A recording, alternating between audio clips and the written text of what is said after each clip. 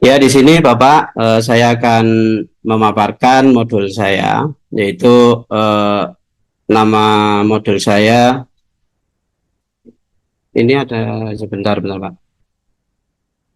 Nama penyusun saya sendiri, saya berada di STT Permata Hati, kelas 4 Pak.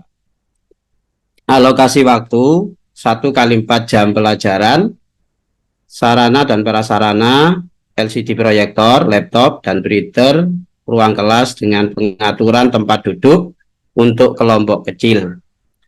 Target peserta didik yaitu murid reguler atau tipikal. Jumlah murid kami siswa di kelas 4, 14 siswa. Model pembelajaran pakai metode diskusi kelompok atau discovery inquiry learning. Kemudian fase capaian pembelajaran dan fase B kelas 4, domain atau tema yaitu fikih.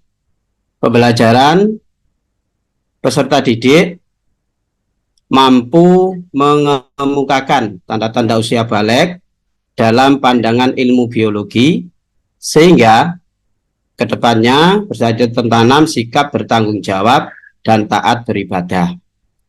Untuk tujuan pembelajaran, melalui menyimak video, peserta didik dapat menyebutkan tanda-tanda usia balik dalam pandangan ilmu biologi atau kedewasaan dengan benar. 2.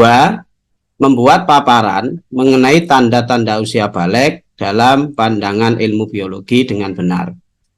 Ketiga, membiasakan sikap bersyukur, taat beribadah, dan bertanggung jawab.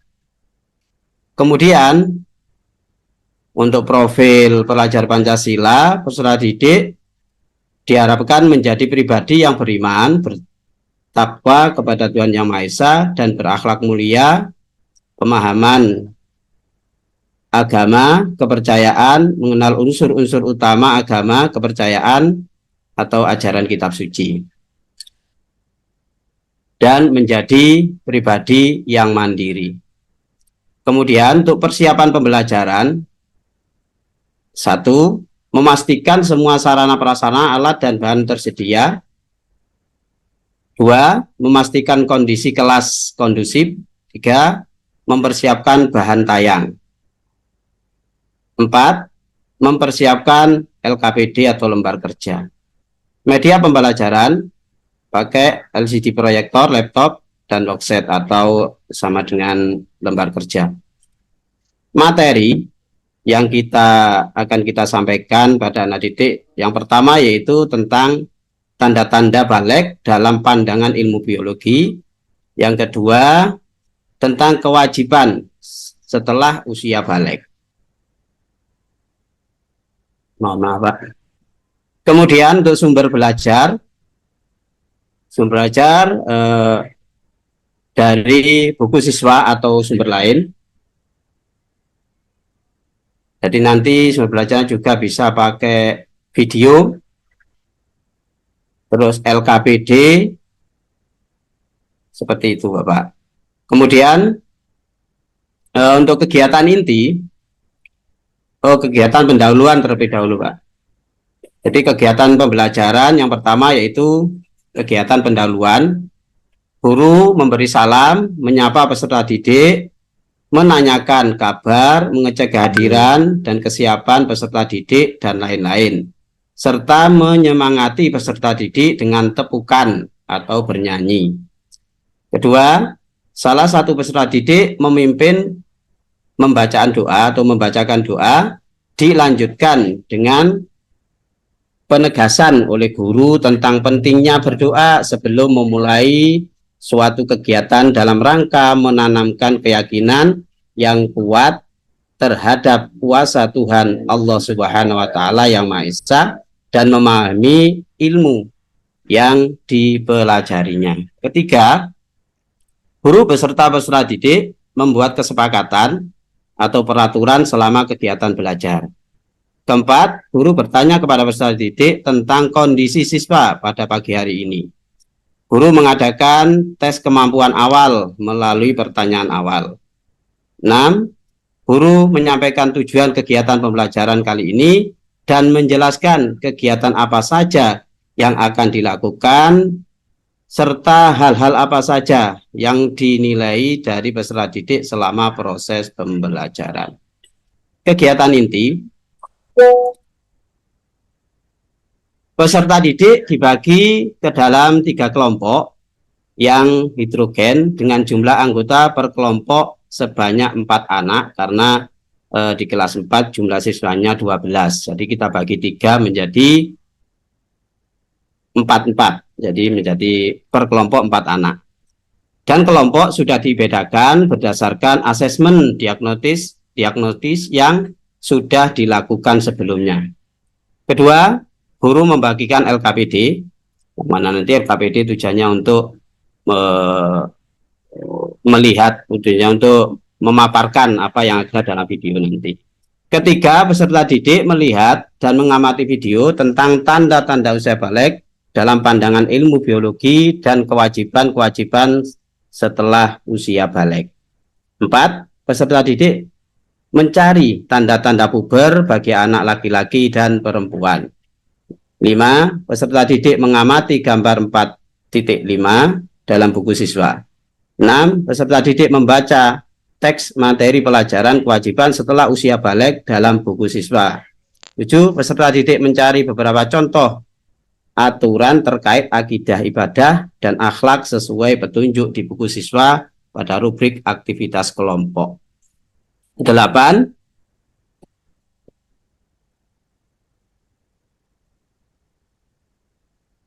peserta didik secara berkelompok membuat paparan tentang tanda-tanda balik dalam ilmu fikih dan biologis sesuai petunjuk di buku siswa pada rubrik aktivitas kelompok.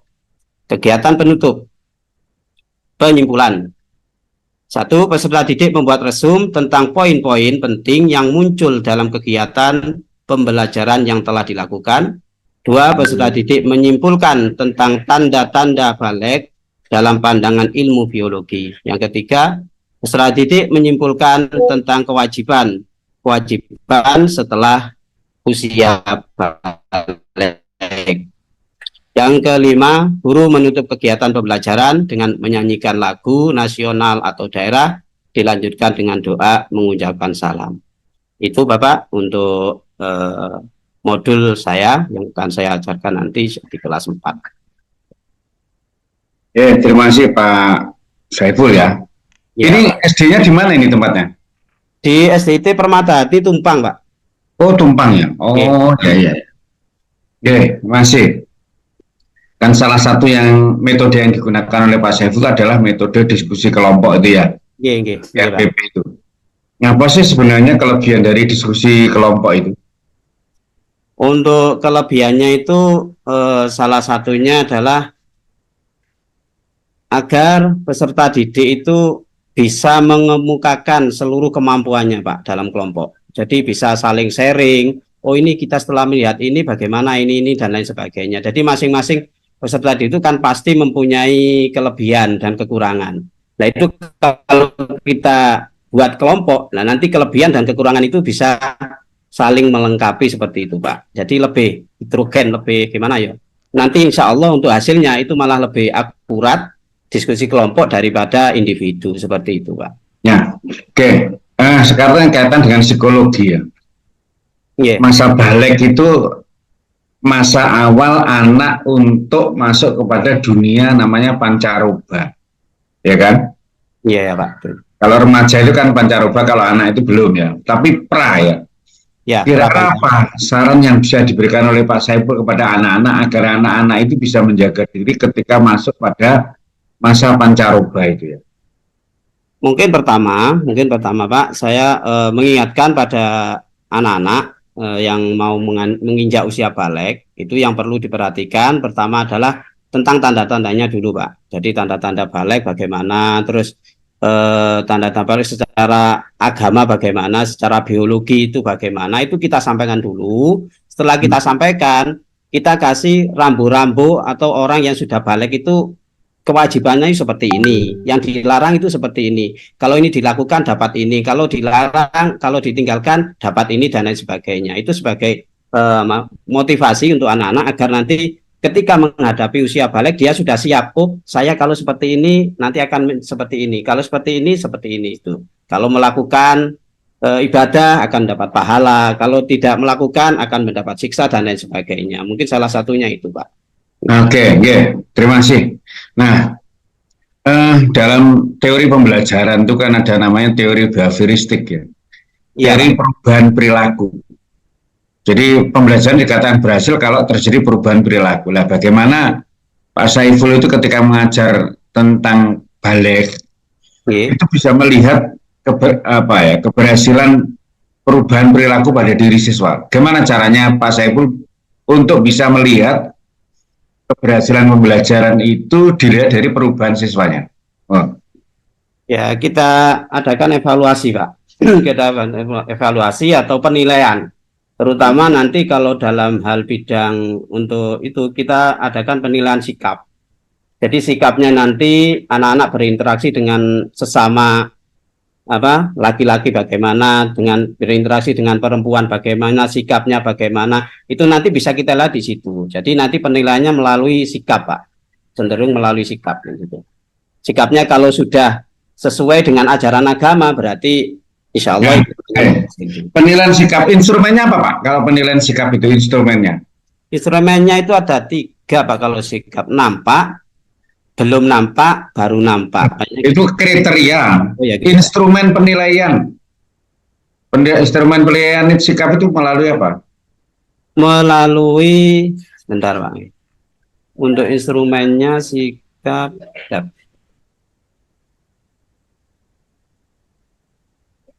Melalui apa? Kan harus ada instrumen untuk menilai sikap itu. Oh ya, peserta ya, melalui katakan seperti peserta didik sudah menerapkan nilai-nilai agama dalam itu, Pak. Kayak seperti itu, nggih. Inilah yang menurut saya yang kurang itu. Jadi untuk menilai itu seharusnya dengan rubrik, Pak. Oh iya, rubrik penilaian. Cukup. Iya kan? Iya, rubrik penilaian. Ini penilaian kerja kelompok enak semua, tapi saya lihat ini rubriknya belum muncul gitu. Iya, Pak, betul. Ya kan?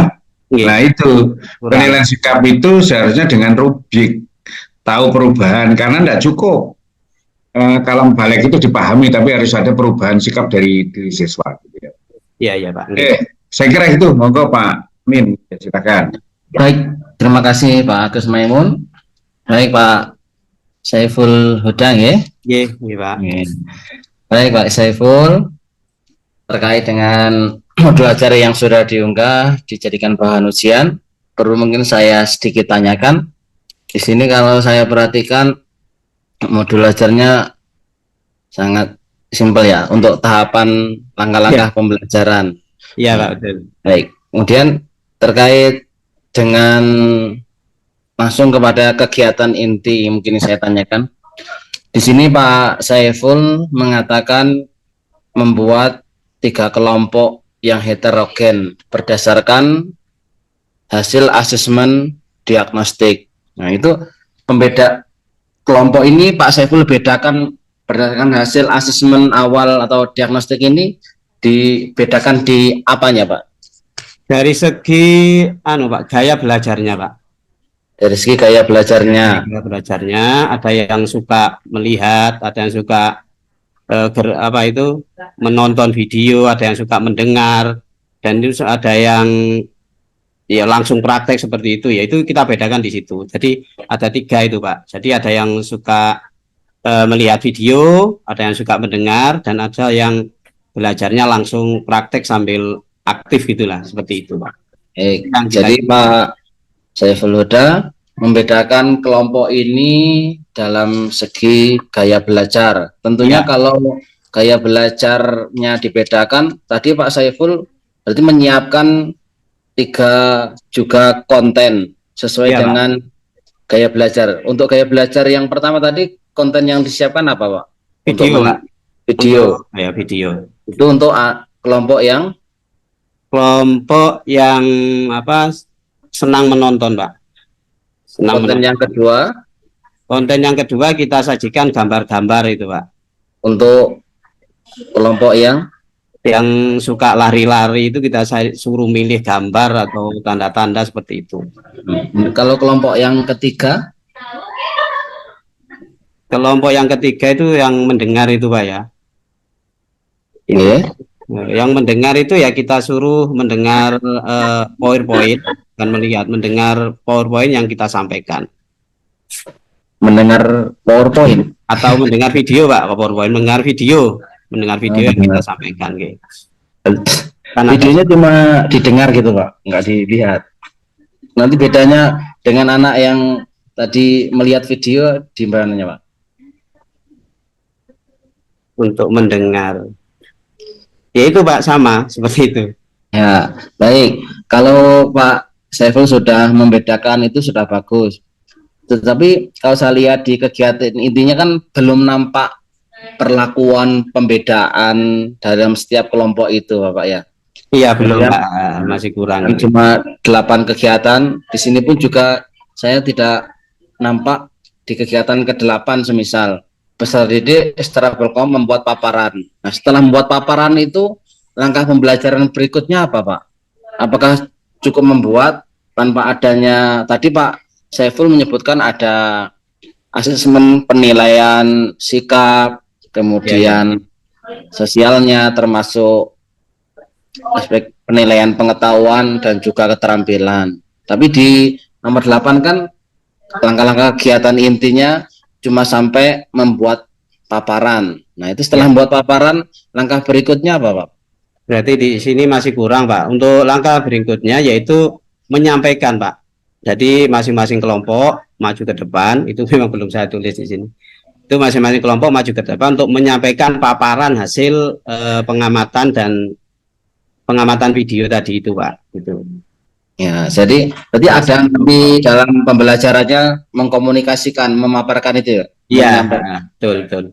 Nah, setelah itu kan Pak Khairul, Pak Saiful ya, sudah juga menyiapkan asesmennya. Itu kan proses penilaian di tahap mana Pak? Kalau untuk asesmen itu proses penilaian masih di tahap Pak. Kalau pemahaman, kan itu ada 2 tahap, pemahaman sama pemaparan, Pak. Itu kalau dalam,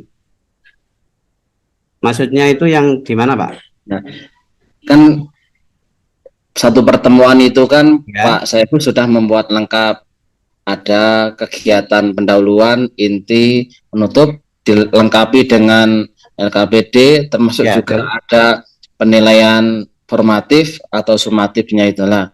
Saya lihat di langkah kegiatan inti kan juga belum nampak untuk melihat sesuai dengan tujuan pembelajaran tadi, hasil kemampuan siswa itu ditesnya atau diujinya lewat setelah tadi pemaparan atau presentasi tadi, diujinya seperti apa untuk mengetahui pemahaman atau ketercapaian tujuan pembelajaran? Ya melalui rubrik-rubrik tadi itu Pak. Untuk yang penilaian pengetahuan? Untuk pengetahuan melalui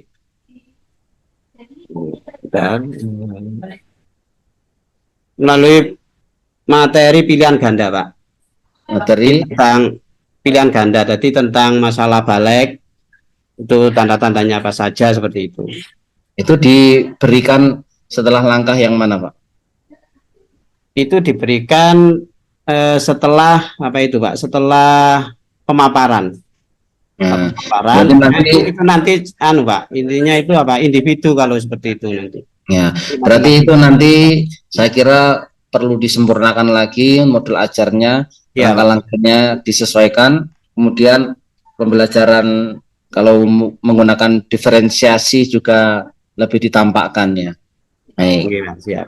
Terkait dengan tujuan pembelajaran Bapak, di sini tujuan pembelajaran yang ketiga itu membiasakan sikap bersyukur, taat beribadah, dan bertanggung jawab.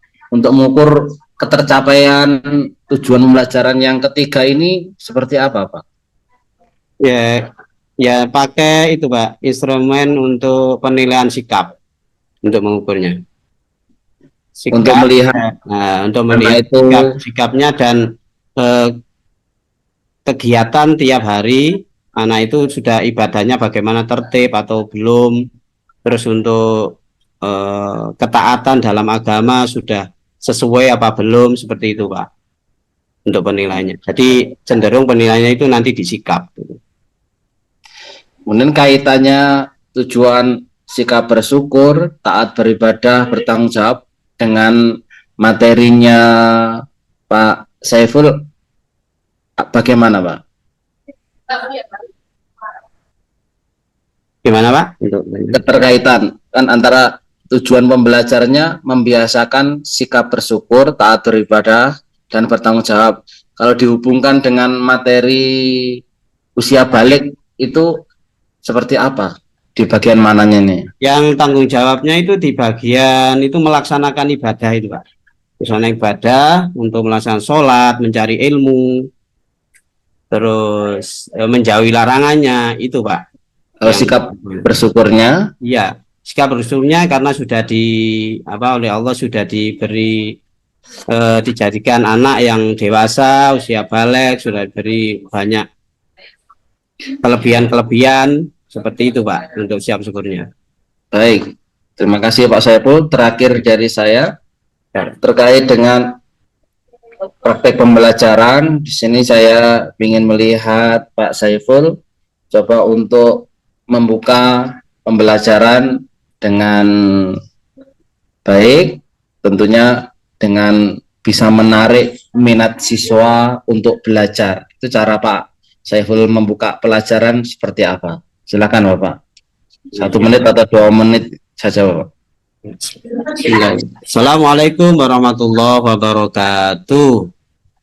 Anak-anakku, gimana kabarnya hari ini? Sehat? Alhamdulillah, kalau sudah sehat semuanya masuk ya. Kita absen dulu terlebih dahulu. Kalau sebenarnya gimana? Masuk semua ini ya? Oh iya, terima kasih, berarti sudah masuk semuanya. Kemudian anak-anakku, sebelum kita melaksanakan pembelajaran yang lebih lanjut, lebih luas, lebih panjang dengan Pak Uda, mari kita berdoa terlebih dahulu. Ketua kelasnya monggo mimpin doa. Karena kalau kita mengawali sesuatu, terutama pada pelajaran pada pagi hari ini, dengan kita awali dengan doa, yang muncul nanti adalah keberkahan Allah, dan insya Allah kita akan mendapatkan ilmu yang bermanfaat.